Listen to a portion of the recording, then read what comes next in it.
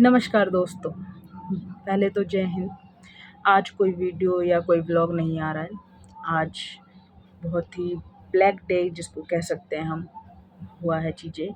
युवाएँ हम लोग जैसे जंतर मंतर पे जो प्रोटेस्ट हो रहा था, वो लोग तो आप जानते ही हैं, हंगर स्ट्राइक पे सोनम वांगचुक जी बैठे हुए थे।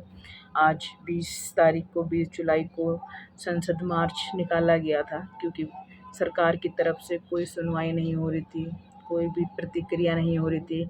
अगर सरकार संवेदनशीलता के साथ, संविधान के दायरे के साथ अगर हम युवाओं की बात को सुन लेते, तो शायद आज इतना बड़ा मार्च नहीं होता।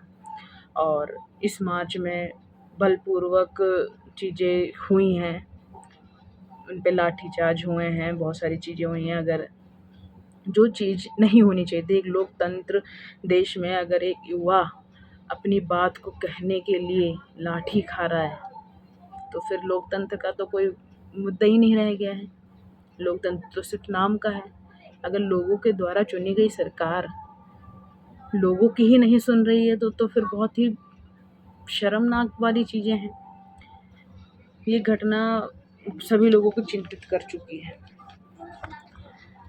जो भी चीज़ें हुई हैं, अगर यही चीज़ शांतिपूर्वक हो जाता, शांतिपूर्ण चीज़ें तरीके से हो जाता, तो शायद आज इतना बड़ा मार्च चीज़ें नहीं होती।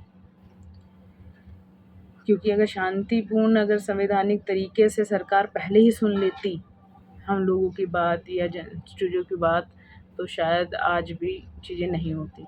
मैं वीडियो बना रही हूँ इसलिए कि बहुत ही बुरा लग रहा है। अपनी बातें हम कैसे कहें, किससे कहें?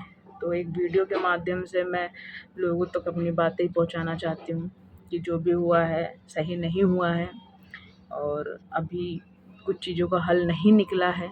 जो भी होगा देखते हैं निकलता है कि नहीं निकलता है। बस सरकार से निवेदन है कि अब तो कुछ करिए, सुनिए। लाठीचार्ज हुआ है, वो बहुत बहुत ज़्यादा दिक्कत वाली बात है, ऐसा होना नहीं चाहिए था। बाकी सरकार से ये निवेदन है कि संवेदनशीलता के साथ हमें जवाब दीजिए। बाकी मुझे कोई ऐतराज़ नहीं है, कोई दिक्कत नहीं है। हम पहले भी पेपर दे रहे थे, आज भी पेपर देंगे और आने वाले टाइम पे भी पेपर देंगे, क्योंकि नौकरी तो हमें चाहिए। क्योंकि ये लोकतांत्रिक देश है, ऐसा कहा जाता है, लेकिन सिर्फ मुझे लगता है किताबों में ही रह गया है। जनता को अगर अपनी बात कहनी हो, तो अब मुझे लगता है सोशल मीडिया के द्वारा ही कही जा सकती है। सुनवाई हो उसका मुझे पता नहीं, लेकिन मानना यही है कि मैं शांतिपूर्वक तरीके से, अगर हम लोग ने अगर चीज़ें करी थी और शांतिपूर्वक तरीके से हम मांग करते हैं, तो सरकार का एक प्रतिनिधित्व बनता है, दायित्व बनता है। एक सेकंड, फ़ोन बज रहा है, क्षमा करना, वो फ़ोन आ गया था। तो मैं ये कह रही थी, अगर सरकार संवेदनशीलता से चीज़ों को सुनती है, उसका जवाब देती है, तो बहुत सही होगा। क्योंकि सोनम वांगचुक जी का जो अनशन था, वो कोई केवल एक व्यक्ति का विरोध नहीं था, बल्कि एक शिक्षा। हाँ जी, मैं बार-बार कह रही हूँ, कोई एक व्यक्ति का विरोध नहीं है कि हमें इस्तीफ़ा चाहिए। एक शिक्षा के प्रति पारदर्शिता जो होनी चाहिए एक लोकतंत्र में, वो चीज़ नहीं थी, इस वजह से चीज़ें हुई थी। बाकी कोई विरोध नहीं है हमें किसी व्यक्तित्व से या किसी व्यक्ति से।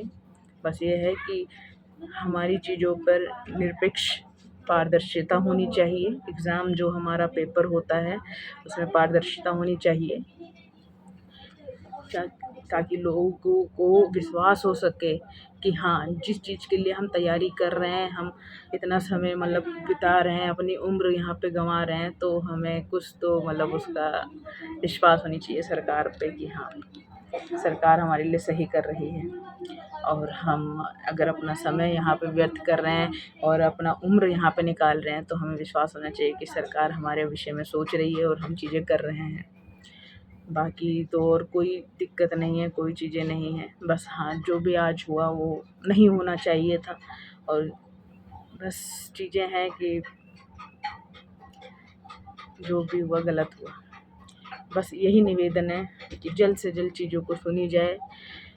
बस पेपर को निष्पक्ष पारदर्शिता के द्वारा चीज़ें हों कि लोगों को विश्वास हो जाए, बच्चों को विश्वास हो जाए कि हम पेपर दे रहे हैं तो वो सही तरीके से हो रहा है। और हमें अपने लोकतंत्र पे, क्योंकि भारत लोकतंत्र के विषय में जाना जाता है, यहाँ पर अलग अलग धर्म, जाति, हर भाषा, हर चीज़ में विविधता है, फिर भी एकता है।